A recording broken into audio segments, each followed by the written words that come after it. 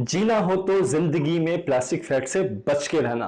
दोस्तों, मैं हूं राहुल जैन, आपका हेल्थ एंड वेलनेस कोच, और आपने बिल्कुल सही सुना है। जीना हो तो जिंदगी में प्लास्टिक फैट से बच के रहना।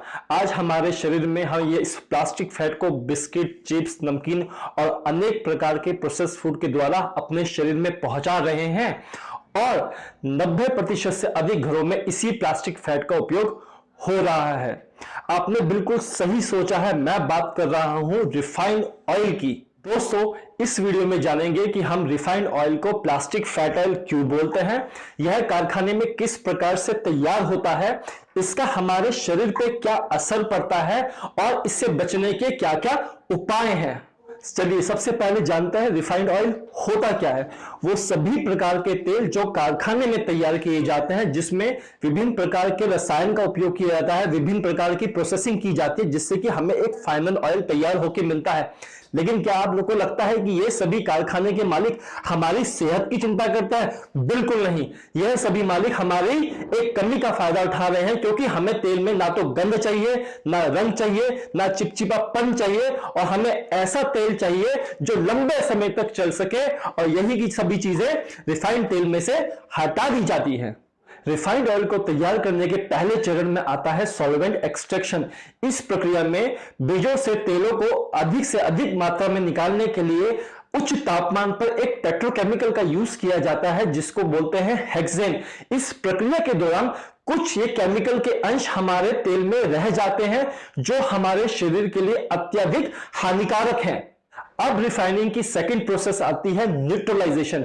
इस प्रक्रिया के दौरान जो भी तेल हमने बीजों से एक्सट्रैक्ट किया जाता है, उसको कॉस्टिक सोडा और फॉस्फोरिक एसिड के साथ ट्रीट किया जाता है, जिससे कि उसका चिपचिपापन भी हट जाए और उसकी शेल्फ लाइफ अधिक समय तक बढ़ जाए, यानी कि उसे हम लंबे समय तक यूज कर सके।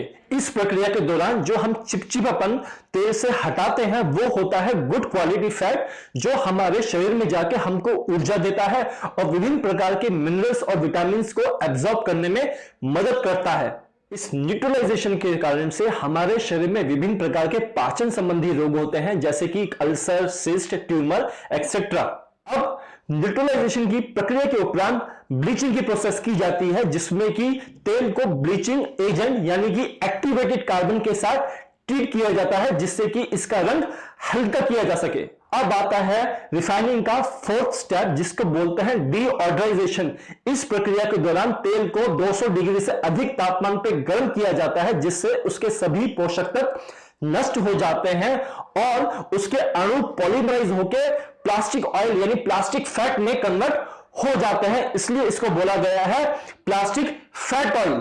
इस प्लास्टिक ऑयल में ट्रांस फैट की मात्रा बहुत अधिक होती है, जिससे हमारे शरीर में बैड कोलेस्ट्रॉल, जिसको हम बोलते हैं एलडीएल, वो बढ़ने लगता है, और गुड कोलेस्ट्रॉल, जिसको हम बोलते हैं एचडीएल, वो घटने लगता है, जिससे हमारे शरीर में कोलेस्ट्रॉल हमारे रक्त की धमनियों में जमने लगता है और हमारे शरीर में हार्ट अटैक, हार्ट ब्लॉकेज होने की संभावना बहुत हद तक बढ़ जाती है। इसके अलावा तेल को इतने हाई टेम्परेचर पे हीट करने के कारण इसमें सभी प्रकार के जो प्रोटीन होते हैं वो नष्ट हो जाते हैं, क्योंकि दालों के बाद अगर हाईएस्ट प्रोटीन किसी में मिलता है तो वो मिलता है हमारे तेल में, जो इस प्रक्रिया के दौरान नष्ट हो जाते हैं। इन सब के अलावा रिफाइनिंग की प्रोसेस में निकेल आदि का भी उपयोग किया जाता है, और इसके अवशेष अगर तेल में रह जाए तो यह हमारे शरीर में जाके कैंसर आदि भी कर सकते हैं। तो अगर हम बात करें रोगों की कि रिफाइंड ऑयल के कंजप्शन से हमें कौन कौन से रोग होते हैं, तो इसकी बहुत ही लंबी लिस्ट है, लेकिन अगर मुख्यतः बात करें तो इसमें आएगा cancer, Alzheimer, Parkinson, constipation, heart attack, heart blockage, kidney problem, nervous system problem आदि तमाम रोग जो रिफाइंड ऑयल के कंजप्शन से हमको होते हैं। अभी तक की वीडियो को अगर हम समराइज करते हैं तो हमें रिफाइंड ऑयल को 4 मुख्यतः कारण की वजह से छोड़ना चाहिए। पहला, रिफाइनिंग की प्रक्रिया के दौरान यह तेल विभिन्न प्रकार के रसायन के संपर्क में आता है।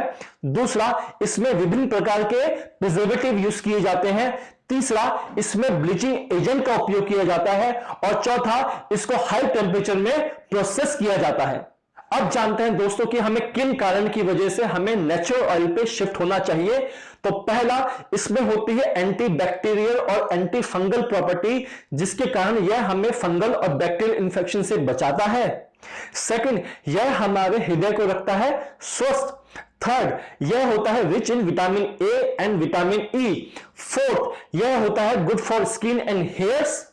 और फिफ्थ, यह होता है rich in antioxidants and phytochemical. जो एंटीऑक्सीडेंट होता है वो हमारे बॉडी में फ्री रेडिकल्स को कंट्रोल करता है, जिसके कारण हमारी प्रोबेबिलिटी कैंसर होने की बहुत कम हो जाती है।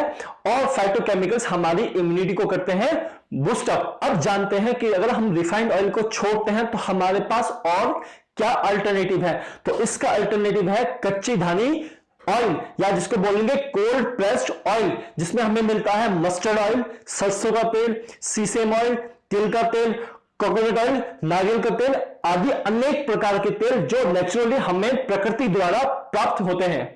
और दूसरा, हमें आज ही प्रोसेस्ड फूड को बंद करना पड़ेगा। जो भी हम मार्केट से लेते हैं, चाहे वो चिप्स हो, बिस्किट हो, नमकीन हो, इन सभी को तैयार करने में 100% रिफाइंड ऑयल का ही उपयोग किया जाता है, जो हमारे शरीर के लिए बहुत ही खतरनाक है।